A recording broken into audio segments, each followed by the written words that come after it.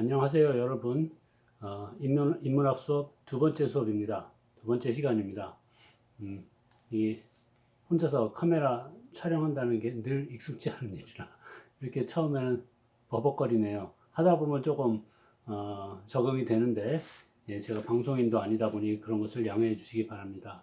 지난 시간에 제가 오리엔테이션 수업에서 말씀드린 것은 제 소개 드리고, 그리고 우리 수업에 대한 소개를 이렇게 드렸죠. 인문학 수업이라 인문학의 여러 분야 중에서 역사하고 철학에 대해서 공부를 할 텐데, 그냥 막연하게 역사하고 철학을 다루는 게 아니라 교육이라는 소재를 가지고 음, 교육을 역사적으로도 한번 보고 철학적으로도 보고, 이런 작업을 통해서 인문학이 이런 것이구나 하는 그런 묘미를 느끼실 수 있도록 이끌어 보겠다는 말씀을 드렸습니다. 근데 생각나서 말씀인데, 인문학이면 흔히 문사철 그러는데 사하고 철이 우리 수업에 포함이 됩니다만 문이 들어가진 않네요. 문은 문학을 얘기하죠. 저는 문학가는 전혀 아니고 문학에 무슨 조예도 없고 문학 공부를 한 적도 없어요. 그래서 제가 문학은 포함을 시키지 못하겠습니다만, 사실 그럴 문자 아닙니까? 글이라는 얘기고, 우리가 보는 역사, 철학 그 밖에 많은 뭐 심층심리학이라든가 인류학이라든가 사회학이라든가 다른 곳에 많은 자료들이 다 글로서 세상을 설명하는 그런 틀을 가지고 있기 때문에, 인문학의 문사철 중에서 문자가 문학은 다루지 않더라도 그 글을 많이 다루게 된다는 것은 그것은 뭐 당연한 얘기긴 합니다. 제가 제 소개에서 지난번에 말씀 안 드렸습니다만, 저는 문학 공부를 하지 않았음에도 불구하고 소시적에 소설을 꼭 써보고 싶은 꿈이 있었는데, 그 꿈을 40대 말에 실현했죠. 그래서 제가 쓴 소설책이 있어요. 그건 나중에 말씀드릴게요. 음, 그게 그래도 2,000부 넘게 팔린 것으로 제가 추정을 하고 있어요. 물론 제 전공하고 관련된 소설이라 문학적인 작품은 전혀 아닙니다만, 어쨌든 문사철 얘기하면서 여기까지 왔습니다. 다시 돌아와서 지난번에 이거 말씀드리고, 그리고 이 과정에 들어가는 그 서두의 구조를 현상, 인식, 의미 이렇게 펼쳐보겠다고 말씀드렸어요. 현상은 겉으로 드러나는 것이라, 일단 교육이라는 그 소재를 가져와서 교육을 현상적으로 보는 작업을 한번 해보겠습니다. 그러니까 교육에 대해서 좀 상식적으로 겉에 드러나는 것에 대해서 이야기하는 것입니다. 그 다음에 인식은, 교육이라는 현상을 바라보는 우리의 인식은 철학적이고 역사적인 작업이 될 것이라고 말씀드렸어요. 그러면 철학이라는 인식과 역사라는 인식은 어떤 특색을 갖고 있는지를 또 좀 설명을 드리겠습니다. 그리고 그 다음에 의미는 지난번에도 말씀드렸습니다만, 우리가 이런 것을 해야 되는 의미, 이유 뭐 이런 게 있을까에 대해서 좀 짚어보는 시간을 갖겠어요. 그래서 다음 시간까지 이런 과정으로 나가겠는데, 지난번에 제가 드린 말씀에 대해서 좀 덧붙여서 드리고 싶은 말씀이 있고, 또 잊어버린 게 있다. 제가 첫 번째 유튜브에 올린 동영상 강의의 밑에다가 일종의 그 보완 과제 같은 걸 내드렸죠. 그 숙제 검사 같은 걸 할 수도 없고 시험을 볼 수도 없기 때문에 여러분이 읽으셨는지 어쩐지 모르지만, 근데 뭐 읽으셨으리라고 믿습니다. 뭐 굉장히 그 좋은 글이고요. 그리고 감동을 주는 그런 내용이 담긴 글이고, 혹시 안 읽으셨으면 지금이라도 읽으시기 바라는데, 이런 것을 제가 소개를 했었죠. 최현국 선생님에 대한 한겨레 신문의 과거의 인터뷰 내용을 올렸고요. 그리고 유튜브에 제가 토를 달아놓은 것처럼, 제가 이런 분을 존경한다는 것은 제가 갖지 못한 면을 암시하고 있을 수도 있고, 제가 갖고자 하는 것을 또 보여주는 것도 있다고 생각을 합니다. 그래서 저에 대한 소개의 일환으로 이분에 대한 인터뷰를 또 보여드린 것이기도 하고, 또 저는 이분을 닮지 못했어요. 뭐 발끝에도 못 따라가는 그런 인물이라, 이렇게 우러러 보면서 이런 분은 우러르고 싶다라는 그런 태도로 이분을 소개한 것이고, 그리고 이분이 하신 말씀들 중에서 중요한 말씀이 많이 있습니다. 그것을 저는 여러분한테 어떤 도덕적인 교훈으로서 제시하려는 게 전혀 아니고요. 물론 그것도 좋은 것이지만, 제 수업은 사실 도덕 수업이 아니에요. 철학 안에 도덕을 다루는 윤리학이 들어가긴 해요. 그러나 윤리학이 철학의 전부는 전혀 아닙니다. 윤리학보다 훨씬 더 큰 다른 부분들이 철학에는 있죠. 인식론이라든가 존재론이라든가 형이상학이라든가 논리라든가 그 밖에 많은 영역들이 있습니다. 그래서 저는 도덕적인 교훈보다는 우리의 우리를 더 잘 알아가는 과정에서 이분이 제시해 주는 말씀이 굉장히 중요한 것이 있다고 생각해서 역사적으로나 철학적으로나 이것을 읽으십사 요청을 드렸고, 이런 식으로 제가 앞으로도 그 유튜브에 그 밑에다가 여러분에게 이런 보완 과제들을 계속 제시를 하겠습니다. 그런 것들을 읽으면서 제 강의를 따라와 주시면 한층 더 이해가 깊어지리라고 믿습니다. 그래서 이건 여러분이 읽으신 것이고, 제가 지난번에 이거 말씀드리면서 페리란 사람의 그 인지 발달 단계 말씀드렸죠. 그래서 우리가 성인이 돼서도 IQ는 높아지지 않을지 몰라도 계속 그 알미, 인식이 성숙해가는 과정에 있다는 말씀을 드렸어요. 여러분은 자신이 어느 지점에 속해 있다고 생각하시는지 스스로 반추해 보시기 바랍니다. 이런 것을 돌아보는 것을 자기 성찰이라고 그러죠. 자아 성찰. 자아 성찰을 그렇게 너무 심각하게 생각하실 거 없어요. 이렇게 나에 대한 근거 같은 걸 제시하는 말을 들으면 거기에 나를 대놓고 생각해 보면 되는 겁니다. 나는 이분법에 속해 있나? 나는 흑백눈으로 세상을 바라보나? 뭐 그런 것을 돌아보는 거예요. 간단한 것 같지만 굉장히 진지한 자기 성찰입니다. 만약에 내가 흑백눈에 빠져 있다는 것을 깨닫게 되면 그거는 참 어려운 문제예요. 그러나 우리 사회는 흑백론이 난무합니다. 그렇게 느끼지 않으세요? 우리 편 아니면 네 편이에요. 뉴스를 봐도 그렇고요. 특히 정치. 물론 어느 쪽이 더 정의롭고 더 바르고 나의 가치관에 맞고 그런 판단은 누구나 할 수 있습니다. 그러나 내 것은 절대선이고 저쪽은 악마고 하는 시선으로 우리 사회와 인간을 볼 때 그런 흑백론적인 이분법적인 시선으로 사회와 인간 세상을 볼 때 우리는 어쩌면 절반은 뚝 떼놓고 안 보려고 하는 걸지도 몰라요. 그건 세상을 안 보고 그런 인간들을 안 보는 게 아니라 사실은 내 안에 그런 면을 안 보려고 하는 것인지도 몰라요. 그런 것들을 계속 질문해 보는 게 자아 성찰입니다. 쉽지 않죠. 내가 다양성과 상대주의 속에 들어가 있는가 이런 것도 물어볼 수 있고요. 뭐 예를 들어서 우리나라의 그 다문화 현상에 대해서 매우 포용적인 입장을 가지고 있다면 이 단계에 들어가셨을지도 모르겠고, 그리고 그것을 또 하나 넘어가서 내가 어떤 중요한 것을 선택해서 그 가치관을 수용하고 나를 거기다 바치겠다는 마음까지 생겼는지, 과연 나에게 똘레랑스 관용 정신은 어느 정도인지 등등에 대해서 자문해 볼 수 있겠어요. 근데 이 말씀 이제 그만드리고 여기에 이어서 제가 오늘 또 서두니까 한 가지 더 말씀드리고 싶은 게 있어서 이 파일을 꺼냈습니다. 잠깐 하나만 보고 가죠. 다음 거. 네, 안 넘어가네. 그 앞에 보신 그 페리의 이야기에서 제가 덧붙여서 말씀드린 게 미국의 철학자 존 듀이가 한 이런 말씀이죠. 어제 말씀드렸으니까 또 부연하지는 않겠어요. 근데 글자가 어제란다. 어제가 아니라 지난번에 보여드리면 글자가 깨알 같아서 잘 안 보이셨을 테니까 제가 다시 보여드리는 것이고, 뭐 이 말씀은 그 나이 먹고 세상을 이렇게 살아본 사람은 누구나 동감할 거예요. 저도 뭐 늘 공감하면서 삽니다. 정신없이 다람쥐 쳇바퀴처럼 도는 일상 속에서는 깊이 생각할 틈이 없죠. 그냥 사느라 바쁘니까. 근데 그러다가 쳇바퀴에 어디 걸려서 탁 걸려서 고꾸라질 때 그러면 안으로 들어가 봅니다. 그리고 도움을 청하기도 하고 타인에게 손을 뻗고 아니면 하느님 살려주세요 빌기도 하고 등등, 부처님한테 가기도 하고 여러 가지 보다 평소하고는 다른 초월적인 어떤 그런 영역에도 손을 뻗치게 되는 등등. 하여간 우리 다 혼란이 싫어요. 다 안정을 좋아하죠. 그러나 사람이 성장하는 존재라면 혼란이 필요하다는 것을 거부할 수가 없네요. 자, 그래서 주의 선생의 말씀 드렸고 또 그 밑에 소크라테스 선생의 이제 선생이 쇠파리 같은 짜증나게 하는 존재다라는 말씀도 지난번에 드렸었죠.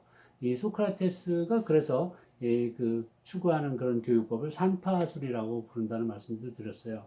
그래서 산파술이라는 것이 우리나라의 교육 방식, 일반적인 교육 방식하고는 좀 차이가 있는 것 같죠. 여러분, 우리나라의 교육 방식, 특히 이제 초중고등학교, 특히 중고등학교의 교육 방식을 무슨 교육이라고 부를 수 있을까요? 잠깐만요. 생각하실 동안 멈추.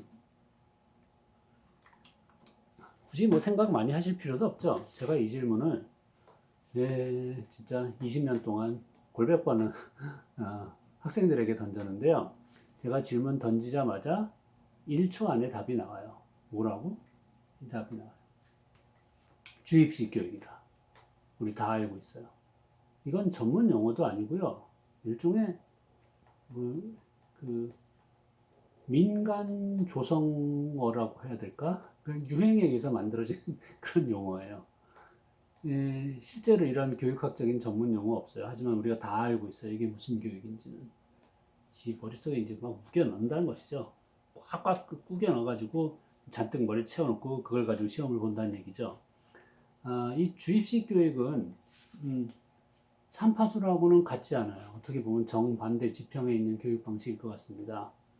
그리고 이것은 우리가 사람을 키우는 교육을 진지하게 생각해 볼 때 바람직하지 못하다는 그런 평가를 하게 돼요. 저도 교육학자로서 이게 바람직하지 못하다는 평가를 당연히 합니다. 이걸 뛰어넘고 싶죠. 그래서 산파술에 가까운 스스로 터득하게 이끌어주는 그런 교육 쪽으로 나아가고 싶어요. 어려운 길입니다. 그런데 제가 꽤 오래됐어요. 거의 한 20년 전에 이런 일을 맡았던 적이 있어요. 해외에서 우리나라의 이제 교육 시찰이라든가 탐방으로는 고위 관료, 학자, 뭐 비즈니스맨 이런 사람들을 상대로 우리나라 교육에 대해서 브리핑하는 그러니까 이제 그때는 미국에서 돌아온 지 얼마 안 돼서 제가 영어를 잘했어요. 영어로 이렇게 설명하는 그런 일을 몇 년 동안 맡아서 한 적이 있었어요. 국가기관에서. 근데 그때 저는 한국의 교육을 있는 그대로 설명해 주고 싶으니까 이걸 설명하고 싶어요. 우리나라 교육은 주입식 교육이다. 그런데 주입식이란 말이 딱 걸맞는 영어가 생각나지가 않은 거예요. 저는 미국에서 10여 년 살았는데 교육학 공부를 했고 그런데도 이런 용어를 딱 맞는 걸 생각을 잘 못하겠어요. 그래서 고민 끝에 한 번은 미국에서 교육학 교수가 한 분이 왔어요. 그래서 그분한테 설명을 드렸죠. 이런 교육을 우리는 한다. 잔뜩 외워가지고 시험장에서 쏟아내는 이런 걸 뭐라고 영어를 하면 좋겠느냐 그랬더니 그분이 이러면 되겠다라고 제안해 주신 게 있어요. 그게 이거예요. 그분이 영어는 이제 spoon-fed education이라고 했어요. 스푼, 우리나라 말로 하면 숟가락으로 떠먹여주는 교육이란 얘기겠죠. 듣고 보니까 그럴싸해요. 그래서 뭐 주입식 교육에 대한 공식적인 영어 어휘 이런 것이 있는 것도 아닌 만큼 저는 이 스푼페어 에듀케이션으로 이제 외국인들에게 한국 교육의 부정적인 면을 이렇게 소개를 했습니다. 그러니까 외국에서 온 사람들한테 저는 홍보하는 게 아니거든요. 있는 그대로 설명하는 것이기 때문에 부정적인 것도 얘기를 했어야 했고. 근데 이걸 생각해 보세요. 떠먹여주기식 교육이란 것하고 주입식 교육하고 그 양상이 비슷한가 생각을 해보시면 우리는 누굴 떠먹여주냐 하면 숟가락 들 힘도 없고 능력도 없는 사람을 떠먹여줘요. 숟가락 들 수가 없으니까. 너무 병 때문에 약한 사람, 그리고 노인 치매에 걸리신 분, 아기들. 스스로 먹을 수 없으니까 먹여주는 거예요. 먹여줄 때는 주로 뭘 먹여주느냐? 아기들은 여기 어머님들 많으실 텐데 다 우리 애기 어릴 때 아직 사랑스러웠을 때 지금하고 달리 그때 이렇게 다 떠먹여 주신 기억이 있을 겁니다. 그때 이유식을 떠먹여줬죠. 저도 제 딸들 다 이유식 떠먹여줬는데 이유식은 죽보다도 더 묽잖아요. 거의 물처럼 흐물흐물한 거. 그게 떠먹여주는 거예요. 그러니까 주입식 교육을 떠먹여주기식 교육이라고 얘기하는 건 마치 아이한테 이유식 떠먹여주는 것처럼 완전히 소화되게끔 죽처럼 만든 물처럼 만든 것을 입에 넣어서 올라다 그냥 마시기만 하면 되는 식으로 교육하는 것을 떠먹여 주기식 교육이다라고 얘기할 수 있겠습니다. 그러니까 노력이 필요 없어요. 먹는 사람의 노력이. 아이는 입 벌려서 엄마가 주면 그냥 꿀꺽 삼키면 되죠. 그것만 하면 돼요. 그러니까 이게 효율적이에요. 굉장히 빨리 먹어치울 수가 있어요. 그러니까 일반인이 밥에다가 뭐 나물에다가 김치에다가 콩자반에다가 고기까지 와구와구 씹어 먹으려면 상당히 사실은 노력을 해야 되는 것이죠. 막 씹어 먹어야 되고 이빨 힘도 있어야 되고 그리고 꿀꺽 삼키면서 소화도 해야 되고 근데 그게 다 생략된 것이에요. 그래서 효율적이에요. 그런데 이렇게 효율적으로 빨리 먹은 그 이유식은 우리 몸에 힘을 얼마나 줄까 생각해 보시면 금세 꺼져버리죠. 죽 먹으면 금세 배고프잖아요. 그렇다고 마찬가지로 이렇게 떠먹여 주기식으로 주입식으로 머릿속에 집어넣은 이른바 정보나 지식이란 것은 오래 가질 않습니다. 여러분 다 기억하시죠? 학창시절에 공부해서 시험 전날 딸딸 외워서 답안 외운 거, 벼락치기 한 거 기억나는 거 있어요? 혹시 수능을 보신 분이라면 수능 때 외운 게 지금까지 기억나는 게 있으신지 여러분이 아니라 대학생들한테 물어봐도 다 잊어버렸다고 해요. 수능 본 지 1, 2년밖에 안 된 친구들도 기억나는 게 별로 없다고 할 정도로 수능을 위해서 자기가 이해한 건 모르는데 암기한 주입식으로 집어넣었던 것들은 오래 가지 못해서 쓸모가 없어요. 이게 문제예요. 유용하진 않아요. 그리고 의미가 없어요. 끄집어내서 쓰지 못하니까 의미가 없어요. 그러니까 주입식 교육은 낭비입니다. 주입식 교육이 좋은 것은 시험 볼 때 효율성만이 좋은 거예요. 시험 보고 나면 쓸모없는 게 주입식으로 우리 머릿속에 집어넣은 정보들입니다. 그것은 지식이라고 부르기도 힘이 들어요. 자, 그래서 저는 이런 것을 지양하기 위해서 저희 대학교의 수업들도 대학원의 수업들도 이쪽을 산파수 쪽으로 가는 것을 지향합니다. 이쪽은 지양하고 이쪽을 지향한다는 말씀이에요. 그 기조하에 우리가 비록 이렇게 동영상으로 비대면으로 수업을 진행하지만 여러분께서도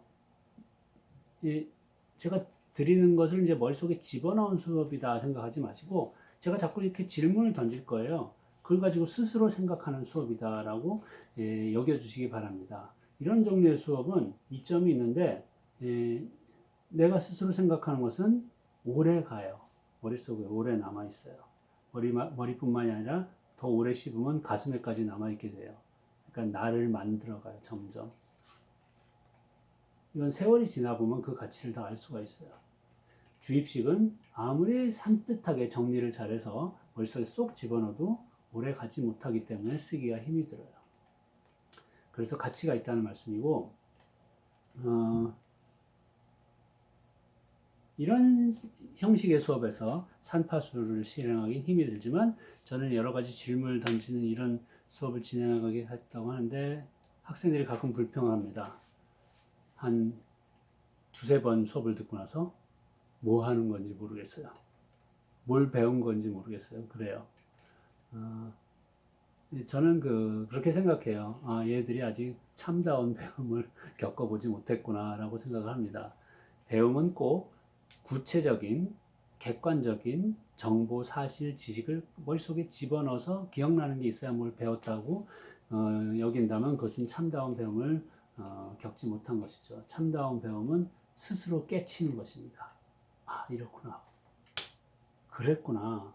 수학 공식을 외운 대로 푸는 게 아니라 이렇게 해보니까 들어맞는 것을 깨달았을 때 스스로 터득하는 것이죠. 그게 참다운 배움이죠. 그러니까 교육을 통해서 역사와 철학을 공부하는 것도 참다운 배움이 되기 위해서는 교육의 철학과 역사에 대해서 많은 지식을, 정보를 가져가시는 것보다 교육이 이런 것이로구나.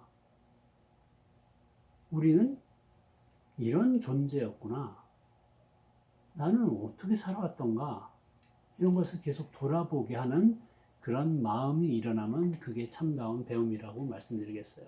특히 우리 수업에서는. 그래서 제가 이렇게 구체적으로 많은 정보를 나열해서 드리고 정리도 안 해드리고 계속 이것저것 질문하고 떠드는 것 같지만 이게 뭔가라고 의심이 드시더라도 자꾸 계속 따라오시다 보면 그것을 통해서 스스로를 돌아보는 작용은 분명히 일어날 것이라는 말씀을 미리 드릴게요. 초반에 그런 광고성 멘트를 하면서 가겠습니다. 자, 그래서 이제 본격적으로 오늘의 수업에 들어가자면 가시라 그러고 지난번에 말씀드린 것처럼 현상, 인식, 의미 이 구도로 나가겠다고 그랬는데 먼저 오늘은 교육 현상에 대해서 얘기해 보기로 하죠. 근데 교육이 이제 무엇이냐 이런 질문을 던지고 싶습니다. 교육이 나왔으면 좋겠는데 교육을 놓고 할까? 아니 그냥 하자. 이렇게 해볼까요? 이렇게 하면 제목이 나왔고 그 밑에 칠판이 있으니까 더 낫네요. 그래서 이 교육이라는 현상에 대해서 얘기하고 싶은데 교육은 무엇이다라고 제가 전문가처럼 이렇게 설명을 하고 어디 책에 나온 것을 소개를 하고 그러면 지루할 뿐만 아니라 따분하고 우리한테 그런 게 별 의미가 없어요. 그게 아니라 여러분이 여기 계신다면 좋겠습니다만 다양한 교육에 대한 의견들을 이렇게 모아가지고 교육은 이런 것이로구나 하는 그런 결론에 도달하는 그런 방식을 취하고자 합니다. 비록 제가 여러분의 의견을 지금 모을 수는 없지만 이건 이 수업의 한계예요. 그러나 제가 이런 작업을 골백 번 했기 때문에 어떠한 의견들이 나오는지는 제가 일종의 빅데이터를 갖고 있어요. 그래서 저희 빅데이터 창고에서 꺼내가지고 대표적인 것을 꺼내가지고 제가 나열해 보면서 교육을 제가 답을 드린 게 아니라 교육에 대한 다양한 의견들을 모아서 다가가는 쪽으로 해보겠습니다. 사실 제가 이렇게 모션으로 이렇게 좀 서투르게 말씀드리는데 이것을 철학의 논리학에서는 귀납적 추론이라고 얘기해요. 귀납적 추론. 귀납적 추론의 반대말은 연역적 추론이고요.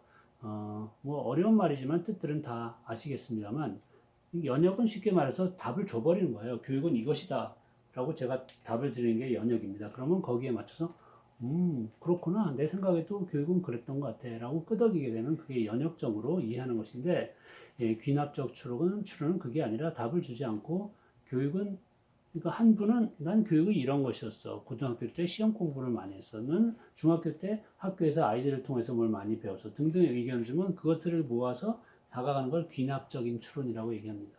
그런 방식으로 해볼게요.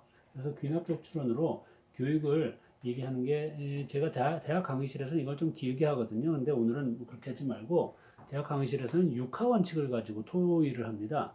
근데 육하 원칙 하다 보면 이게 1박 2일 걸려서 시간이 너무 걸리니까 한 2하 원칙으로 해보죠. 그러니까 이런 질문들을 던져볼게요. 교육을 누가 하냐? 이런 질문하고 그리고 교육을 왜 하냐? 이 두 가지 질문만 다뤄보겠습니다. 6하 원칙에서 두 개만 뺐기 때문에 2하 원칙이에요. 그럼 이것에 대해서 생각을 해보시면 이제 여러분이 저는 머릿속으로 생각하시면서 저한테 텔레파시로 답을 던지고 있다라고 상상을 해보겠습니다. 교육을 누가 하느냐? 교육을 실행하는 주체에 대한 질문이에요. 교육을 누가 할까요? 여러 가지 답이 있으실 텐데 한번 이렇게 생각해 볼까요? 연령대에 따라서 그러니까 우리가 태어나서부터 지금까지 자라면서 어른이 돼서 늙어왔어요. 늙었다면 기분 나쁘신가? 어쨌든 성장해 왔어요. 그러면 가장 어릴 때 누가 우리를 교육했을까 떠올려 보시면 당연히 엄마 아빠죠. 엄마 아빠면 모부라고 써야 될 텐데 우리는 그러니까 관용적으로 부모라고 쓰네요. 그래서 저도 부모라고 쓰겠습니다. 그러나 제 개인적인 또 교육학자적인 신조는 엄마가 앞에 와야 된다고 확고하게 믿어요. 아무래도 애비는 두 번째죠. 엄마가 첫 번째고요. 모부라고 써야 될 텐데 그럼 나중에 못 알아들으니까 부모라고 쓰겠습니다. 부모 그 다음에 이제 조부모도 계시죠. 그리고 옆에 형제들이 있죠. 형제들하고 또 비슷한 밖에 나가면 골목에 친구들도 있어요. 자라면서 이들을 또래 집단이라고 볼 수 있겠죠. 부모가 뭐 가르치는지는 여러분 뭐 다 아시죠? 부모가 뭘 가르치나요? 온갖 걸 다 가르치죠. 언어서부터 사람은 어떻게 돼야 되는지, 어떻게 살아가야 되는지, 이빨은 어떻게 닦는지, 속옷은 어떻게 입는지, 예, 온갖 거 우리가 기초적으로 인간으로서 존재하기 위해서 필요한 모든 것들을 우리의 인생 초반에 다 부모님께서 특히 엄마가 더 많이 가르쳐 주시는 것 같습니다. 이것을 가정교육이라고 부르죠. 우리는 가정교육. 가정교육처럼 중요한 게 없죠. 한 사람의 인격을 성숙시키는 데 있어서 가정교육은 절대적이라고 볼 수가 있습니다. 그래서 가정교육을 제대로 못 받았거나 가정교육이 불행하게도 결여된 사람들이 있어요. 아주 불행한 경우죠. 그러면 성장하면서 어른이 되어서도 세상 살아가는데 너무도 큰 장애를 갖고 있다고 볼 수 있겠습니다. 왜냐하면 어떻게 사람을 대하는지를 모르니까. 매우 불행하고 비극적인 경우인데 다른 사람들은 그걸 이해하지 못하기 때문에 저거 이상한 놈이다 그러는 거예요. 조선시대는 그런 사람들을 호로자식 이렇게 불렀어요. 나중에 후레자식 불렀죠. 어른을 알아보지 못하는 거, 그걸 배운 적이 없기 때문이에요. 그래서 그런 사람은 우리는 후레자식 해가지고 내쫓아 보내는 겁니다. 그럼 살 수가 없죠. 가정교육은 필수입니다. 가정교육의 주체인 부모님은 너무도 중요한 교육자입니다. 이걸 망각해서는 안 되는데, 제가 글쎄요, 제가 늘 게을러서 못합니다만, 만약에 힘을 내서 운동을 한다면, 가정교육을 위해서 부모가 교육하는 그런 과정을 법제화하고 싶어요. 부모 교육법 이런 것이 있었으면 좋겠어요. 많은 부모들이 짜증내겠지만 사실 되돌이켜보면 우리 아이를 갖고 아이 낳아서 키울 때 부모 되는 법을 배웠나요? 제가 명색이 교육학 박사과정에 있을 때 첫 애를 낳았어요. 그러나 너무 몰랐습니다. 배웠어야 해요. 어떻게 보면 인생에서 가장 중요한 배움이 될지도 모르겠어요. 자, 이 얘기는 하다 보면 끝이 없어요. 이제 앞으로 나가지. 그 다음에 또래 집단이라고 부르는 것은 형제들 하고요. 그리고 골목에 같이 만나서 노는 동네 친구들, 등등이 다 또래 집단이죠. 또래 집단도 마찬가지로 우리가 남들하고 어떻게 어울리고 말하고 상대해야 되는지를 다 가르쳐주는 필수적인 그런 교육 집단입니다. 이 두 집단이 하는 것을 우리는 교육학에서는 이렇게 불러요. 사회화 시킨다고 불러요. 사회에 속하게 만들어준다는 얘기죠. 그러니까 부모의 가정교육이라든가 또래 집단하고 노는 법을 배우기 이전에는 아직 사회에 들어가지 않은 것이에요. 혼자밖에 몰라요. 지밖에 몰라요. 지 생각밖에 못해요. 타인과의 관계 속에서 나를 이해하지 못하는 것이에요. 그렇기 때문에 이런 교육 주체들이 우리가 사회에 들어가게끔 도와주는 것은 우리의 삶에선 필수적입니다. 그 다음에 당연히 선생님이 계시죠. 글씨 이상하게 쓴 것 같아요. 제가 이 짧은 데다가 압축해서 쓰니까 그 필체가 이상해집니다만 어쨌든 학교 가서 선생님 만나죠. 선생님도 초등학교, 유치원, 보육원 선생님 종류도 굉장히 많죠.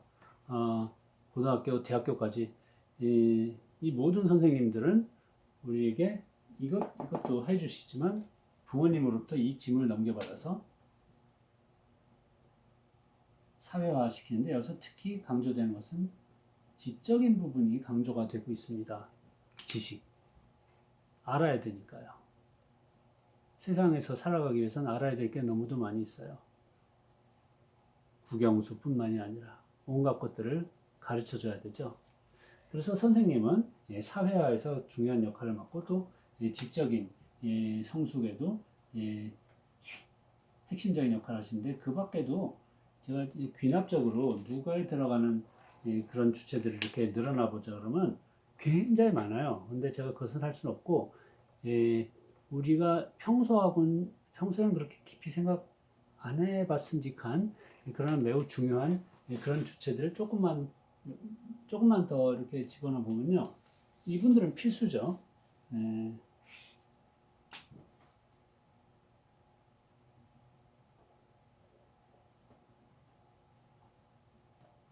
제가 판서를 참 예쁘게 못해요.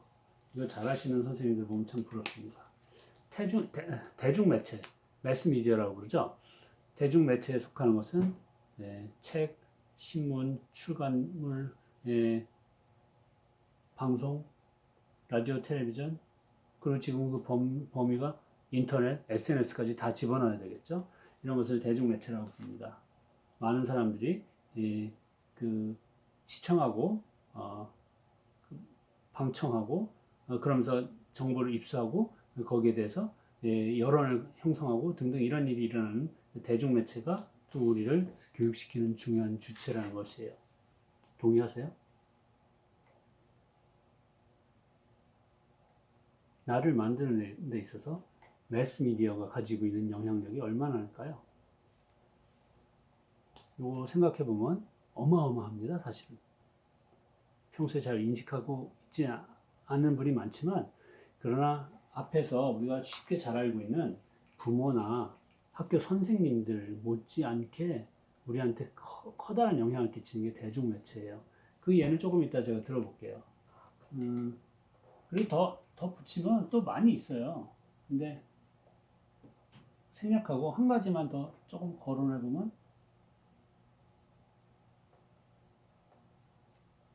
종교 집단, 종교 기관도 교육을 한다고 얘기할 수 있죠. 이거는 물론 종교를 가지신 분한테만 해당되는 얘기일 거예요. 종교를 안 가진 분도 많은 오늘날에 굳이 여기다 종교를 끼워 넣는 이유는 무엇이냐? 이것은 우리 수업이 역사 수업이기 때문에 제가 이건 서두에 거론을 하고 넘어가는 것입니다. 맞아요. 우리 현대인들한테는 종교 없는 사람한테는 뭐 교회고 절이고 나하고는 아무 상관없어 뭐 이렇게 생각할 수 있겠어요. 하지만 기독교 신도한테는 교회, 성당 매우 중요하겠고 불교 신도한테도 절이 또 중요하고 그렇죠. 그런데 아무리 내 종교가 중요하다고 생각하시는 분들이라도 이 종교로부터 교육받는 그 정도가 그렇게 아주 많지는 않다라고 얘기할 수 있지 않아요? 특히 앞에 그 가정교육이라든가 학교 교육에 비교해 볼 때. 왜냐하면, 그러니까, 물론 종교에 속해서 그 공부를 불철주야 하시는 그런 독실한 분들도 물론 소수 계시지만 대부분은 뭐 저 교회 나갔는데 성경 공부를 하는데 밤을 새워서 성경 공부를 한다든가 뭐 별로 그렇진 않다는 얘기예요.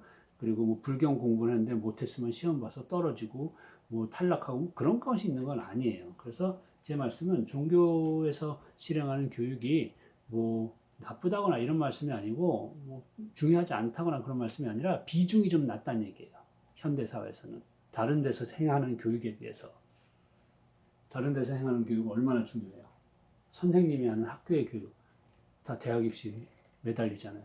학원 사업 엄청난 사업군이 형성이 되고, 그러니까 거기에는 어마어마한 우리의 그 마음과 그 우리의 에너지가 거의 퍼부어지고 있는데 종교 집단에서 하는 교육은 별로 그렇지는 않다는 얘기예요.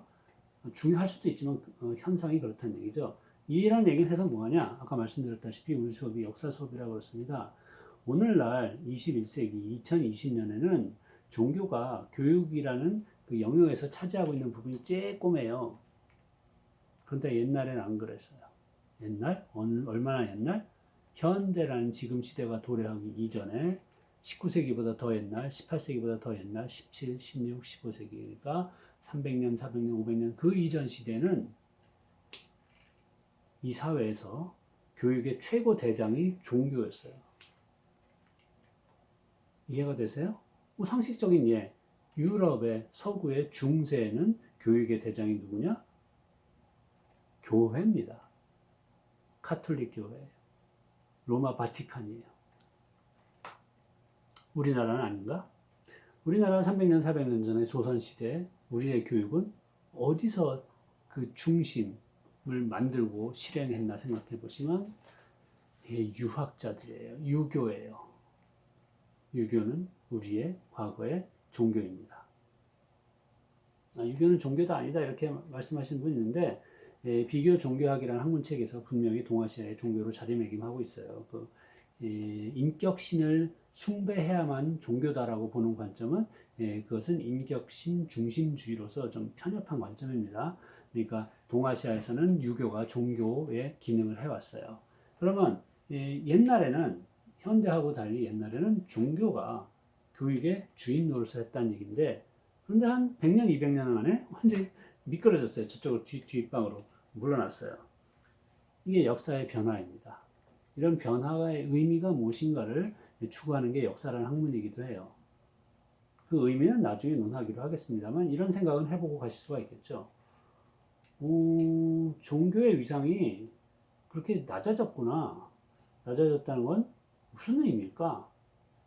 의미는 아마 현대가 되면서 우리가 과학을 훨씬 더 존중하게 돼서 그럴 것이라고 추측을 해요. 합리주의를 더 중시합니다. 이성이라는 인간의 역량을 더 중시하고 신앙과 관련된 것은 물론 중요하다고 믿는 분도 많이 계시지만 이건 옛날 얘기야라고 이렇게 뒤로 밀어놓는 경향이 현대에 와서 더 도드라졌다고 볼 수가 있겠어요. 그게 우리들이에요. 현대인들이에요. 현대는 더 발전한 걸까요? 성숙한 걸까요? 어려운 질문입니다. 이건 관심 있는 분은 생각을 계속 가지고 가주시고 나중에 이 문제는 다시 거론하겠어요.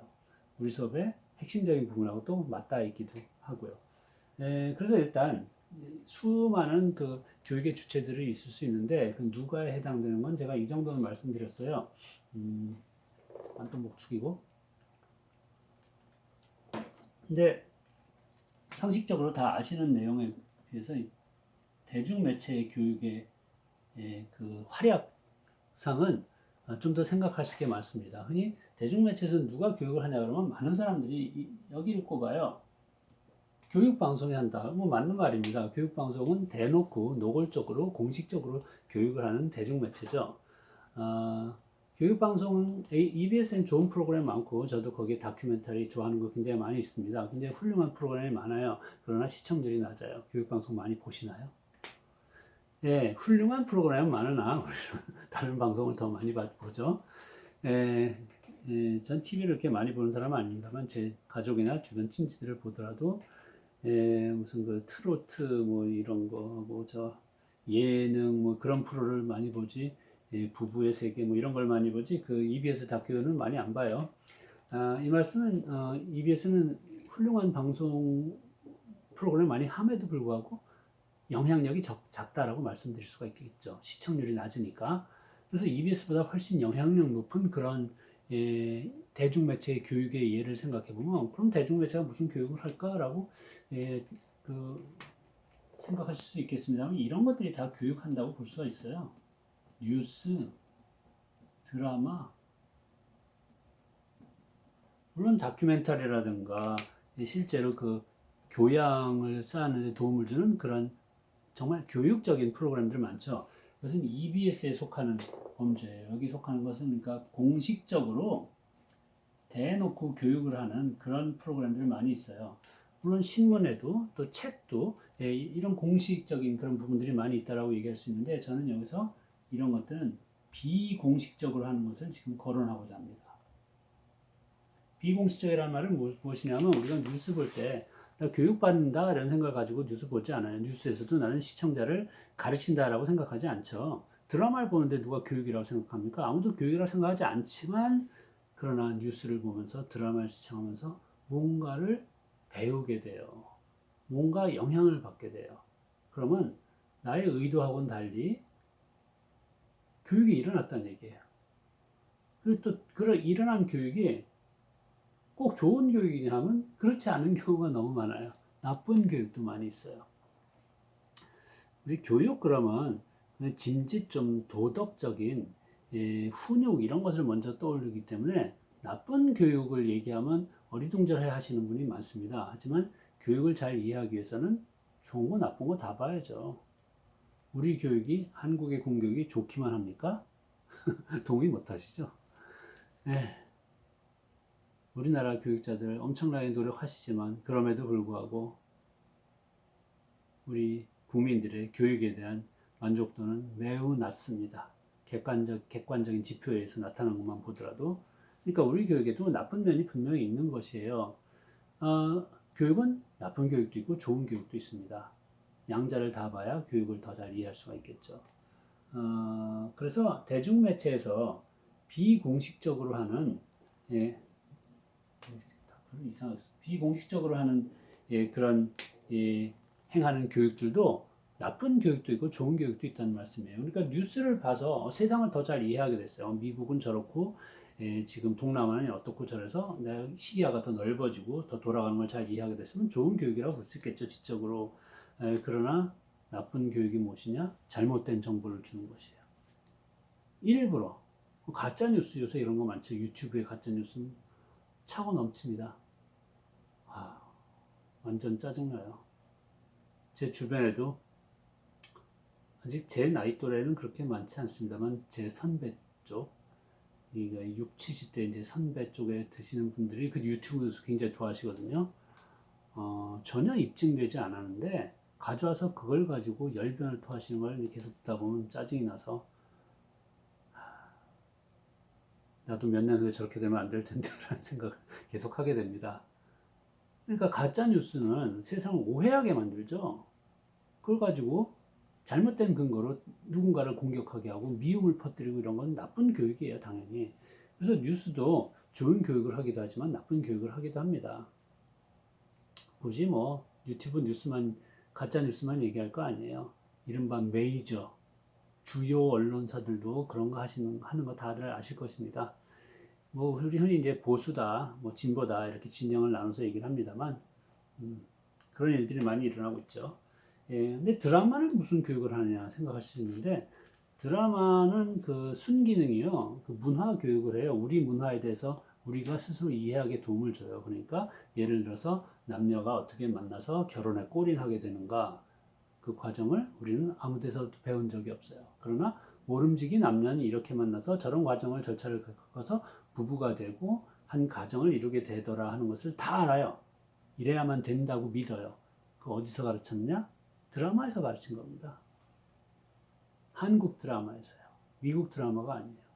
우리는 미국 사람들이, 일본 사람들이, 중국 사람들이, 인도네시아 사람들이 어떻게 짝을 이뤄서 결혼하게 되는지 사실 잘 몰라요. 미국은 영화를 많이 봤으니까 어느 정도 안다고 얘기할 수 있겠죠. 그들은 우리처럼 그렇게 결혼에 이르지 않아요. 그러나 우리는 우리만의 방식을 고수해요. 우리 문화예요, 그게. 그 문화 교육은 주로 드라마를 통해서 우리가 받게 된 것이라고 볼 수 있습니다. 이것은 이제 같은 문화 양상을 계속 그 반복함으로써 이제 강화했다고 볼 수 있기 때문에 우리는 그런 식으로 남녀가 만나서 뭐 프로포즈하고 뭐 그 결혼해서 저기 양가 부모가 호텔에서 만나는데 화기애애하다가 나중에 폐물 때문에 싸우고 뭐 파혼하겠다 그러고 다시 뭐 그래서 결혼하고 이러는 거 뻔한 그 드라마 스토리 같은 것들이 그냥 자연스러운 것이라고 우리가 여겨야 하지만 우리나라 밖에 있는 사람들은 기가 막히다고 웃어요. 왜 저렇게들 결혼하냐 이거죠.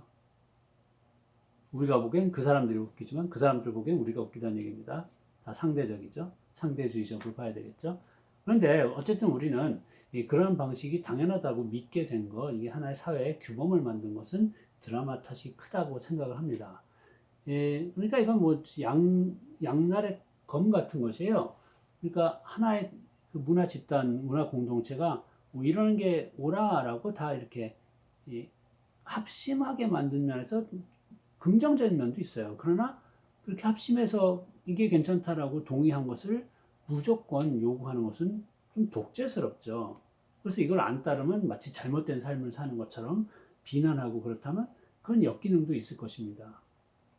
그래서 드라마는 이것도 드라마도 좋은 교육을 하기도 하고 나쁜 교육을 하기도 한다라는 말씀드릴 수 있는데 또 하나 중요한 것은요.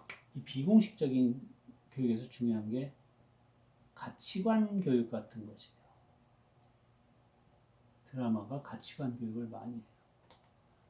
가치관이란 이것과 저것 중에 무엇이 더 옳다라는 것은 결정하는 기준이죠.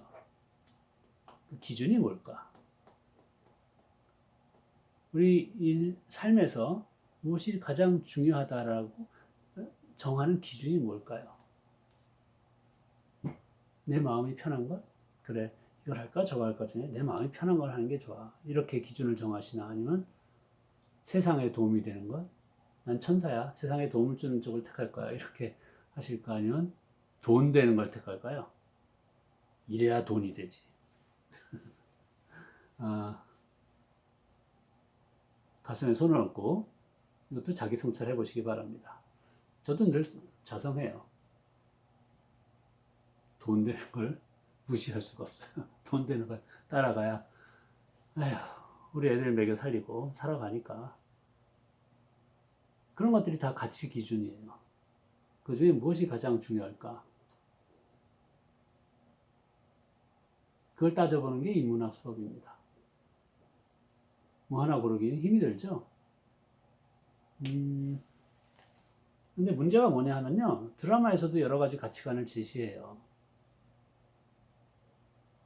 제가 지금은 드라마를 안 보고 심지어 부부의 세계였던가 제가 아까 언급한 화제가 된 드라마도 제 식구들이 보고 있는 걸 그냥 곁눈질만 잠깐 보고 전혀 시청에 참여를 안 했습니다. 그러나 저 어렸을 땐 드라마를 많이 봤어요. 연속극이라고 불렀죠. 옛날에 그런 것들 많이 봤어요. 많이 보다 보니까 제가 관찰한 게 이거예요.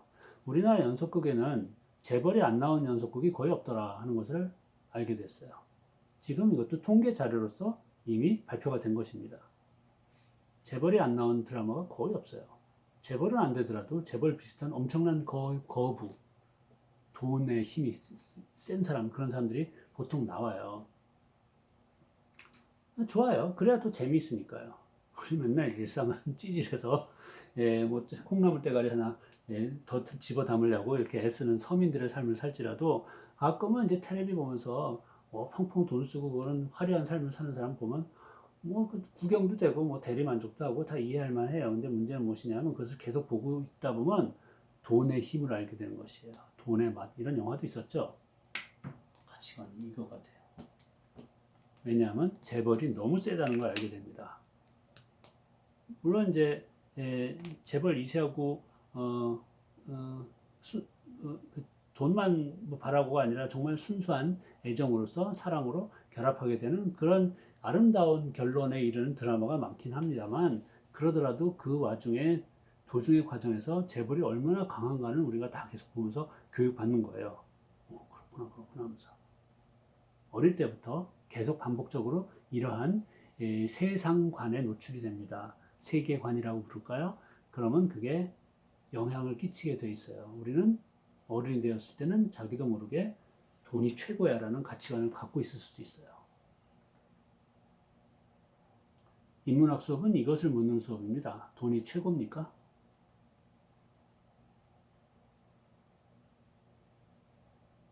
그러면 35세 이상 성인 집단은 네! 라고 다 대답을 합니다. 돈이 최고지 뭐 딴 거 있어. 그만큼 우리 삶이 고단하다는 것이죠. 그걸 저도 나름 고단하게 살아온 입장에서 그걸 제가 왜 이해를 못하겠습니까? 그러나 계속 자문하고 싶어요. 돈이 정말 최고냐고요. 아니에요. 돈보다 더 중요한 게 있어요. 사랑하는 사람, 가족, 또 굉장히 많아요. 생각해보면. 왜 돈 그렇게 하냐면 사랑하는 사람 때문에 돈 하는 것이에요. 그들 먹여 살리려고. 그들한테 더 좋은 뭔가를 베풀려고. 그러니까 돈보다 더 중요한 게 있어요. 그러나 마치 돈이 목적인 것처럼 착각에 빠져서 살고 있을 수도 있어요. 그래서 돈이 최고죠. 돈이 있어야 되니까. 인문학 수업은 이런 것을 질문하는 것입니다. 돈이 최고 목적이냐? 아니다. 돈 가지고 더한 뭔가를 하고 싶다가 사실은 돈 다음에 목적이 있다면 돈은 궁극의 목적은 아니라는 것이에요. 우리는 뭐 간단한 철학적인 추론으로 이런 것들을 머리로 이렇게 이해할 수가 있습니다. 머리를 이해하고 가슴까지 내려오는 작업은 나중에 천천히 하기로 하겠지만, 이런 질문을 할 수가 있죠. 돈으로 뭐든지 다 살 수 있느냐? 하버드 대학의 그 유명한 정의란 무엇인가 책 쓰신 마이클 샌델 교수께서 과거에 한 7, 8년 전인가 연세대 특강 오셔가지고 하신 강의 제목이 돈으로 살 수 없는 것들이었다고 저는 기억하고 있어요. 특강 하시고 수억 원 챙겨서 가셨겠지만, 근데 돈으로 살 수 없는 것들이 있죠. 많아요. 생명 살 수 없어요. 하다못해 요만한 금붕어 생명도 돈으로 살 수가 없어요. 죽으면 끝이에요. 그건 자연의 힘이지 내 돈으로 어떻게 할 수 있는 게 아닙니다. 건강, 돈으로 다 살 수 있나요? 인간의 오만이에요. 돈으로 어떤 기본적인 지원은 할 수 있어요. 할 수 있어요. 그러나 우리나라에서 가장 돈 많은 분 지금 어떻게 돼 계신지 아시죠? 돈으로 건강도 살 수가 없어요. 돈으로 사람 마음 살 수 있습니까? 사죠, 당연히. 내가 너 100억 줄게. 내 종로로 돼. 그럼 네 하면서 종을 할지도 몰라요. 그러나 진짜로 그게 그 사람의 마음을 산 걸까요? 아니면 그 사람의 100억에 대한 욕심을 산 걸까요? 자, 어쨌든 돈이 너무도 중요하고 강력한 것은 누구도 거부할 수 없지만, 돈이 우리 삶에서 정말로 최고의 목적인지는 좀 의심이 가지 않느냐라는 제가 몇 가지 단서를 던졌는데, 그렇게 볼 때 돈이 최고다라는 가치관을 어릴 때부터 아이들 머릿속에 심어 놓는 교육은 나쁜 교육이라고 볼 수 있습니다. 왜냐하면 그 밖의 가능성에 대해서 어릴 때부터 탐색해 보는 것을 미리 차단해 버리기 때문에요. 돈 많이 버는 걸 가야지, 돈 많이 버는 쪽으로 가야지, 그 생각밖에 안 하면 사실은 이 아이는 돈 많이 버는 그 영역보다 돈을 혹시 좀 덜 벌더라도 저쪽에 있는 저게 더 맞고 그를 행복하게 해줄 수 있는 가능성이 많은 분야일 수도 있는데, 그것은 어릴 때부터 제쳐놓게 된다는 거예요. 실제로 이런 일이 우리 교육에서 일어나고 있죠. 왜 다 스카이를 노리느냐? 뭐 훌륭한 말들 많이 해요. 뭐 자아실현하고 세계에 공헌하고 그러는데, 혹시 이런 가치관에 의해서 우리가 오도되고 있는 것은 아닌지 질문해 볼 수가 있겠습니다. 사실은 수업 시간이 굉장히 길어지고 있는데 제가 이렇습니다. 제가 뭐 스스로 훌륭한 선생님이라고 자부하지 못하는데, 수많은 흠결 중에 또 하나 흠결이 무엇이냐면 환서 못하는 것에다가 수업 시간 잘 못 지키고 진도를 딱딱 맞추지 못한다는 또 하나의 흠결이 있다는 것을 미리 고백하고 갈게요. 그리고 여기 비공식적인 것을 하나 더 보태요. 이것하고 비슷한 가치관 공유하는 매스미디어에 중요한 게 광고가 있어요. 이 광고 자꾸 보다 보면 자꾸 물건을 사고 싶어 하죠. 자꾸 물질욕이 더 증폭이 돼요. 이런 것이, 우리는 광고를 아무도 교육이라고 생각 안 합니다만 우리한테 어떤 영향을 끼쳐서 우리가 세상을 보는데 갖게 되는 가치관을 형성하는 데도 영향을 끼치면 교육이 일어나고 있다고 해석해야 되거든요. 이런 교육은 좋은 교육이냐 나쁜 교육이라고 볼 수가 있습니다. 근데 제가 여기서 거론한 교육으로 하나 받아서 이 대중매체 있잖아요. 대중매체를 끌어들여다 보니까 이렇게 많이 했네. 이게 우리 칠판도 가득 채우고 있습니다만, 얘가 너무 세진 게 현대의 교육이에요. 우리는 여기 학교 있죠. 학교에서 하는 교육보다 어쩌면 대중매체에서 하는 교육에 더 많은 영향을 받고 있을 수도 있어요. 그래서 우리는 열심히 아이들 학교 보내고, 그리고 학업을 돕기 위해서 또 사교육 시장에 학원에도 보내고, 그런데 거기서 거기서 습득한 지식이란 것은 이제 대학 입시 쪽에 다 써버리고, 실제로 우리가 세상을 살아가고 있어서는 여기서 흡수한 것들을 가지고 세상을 살아가고 있는지도 모르겠어요. 대중매체는 사실은 공교육을 집어먹었다라고 표현하는 사람들도 있을 정도입니다. 자, 그래서 일단 오늘은 여기 왜 써놓고 여기 못 갔네요. 여기까지만 얘기하고 일단 다음 시간으로 넘길게요. 뭘 했냐면 교육을 현상적으로 알아보자라는 말씀 드렸고, 그것을 귀납법적으로 알아보자 해서 교육이 무엇이다라는 정의를 제가 드린 게 아니라 교육에 대해서 이하 원칙으로 접근함으로써 누가 왜 하냐라는 그런 질문에 대한 답을 모아봄으로써 교육은 이런 것이다라는 정의 쪽으로 다가가겠다고 그랬어요. 그래서 이하 원칙 중에서 오늘 누가라는 질문만 살펴봤고, 그리고 제가 여러분의 많은 의견을 수렴한 것도 아님에도 불구하고 제가 제시한 몇몇 주요 가장 중요한 교육의 주체들만 보시더라도 교육은 언제 어디서나 평생 일어나고 있다는 것을 아실 수가 있을 것입니다. 교과서에만 있는 게 아니죠. 교실에만 있는 게 아니죠. 우리 삶 속에서 늘 일어난 것이 교육이라고 볼 수가 있겠어요. 그래서 교육은 굉장히 광범위합니다. 우리 이걸 왜 하느냐? 이것도 여러분들도 답을 다 갖고 계시겠지만 학문에 의해서 드러난 이런저런 것들을 제가 또 정리해서 말씀드릴게요. 그리고 오늘 말씀드린 것에 대한 보완 과제는 또 유튜브 그 페이지 밑에다 제가 소개를 해 놓을 테니까 그것까지 마저 보시고 그리고 다음 수업에 3차 수업으로 와주시기 바랍니다. 오늘 여기까지 수고하셨습니다.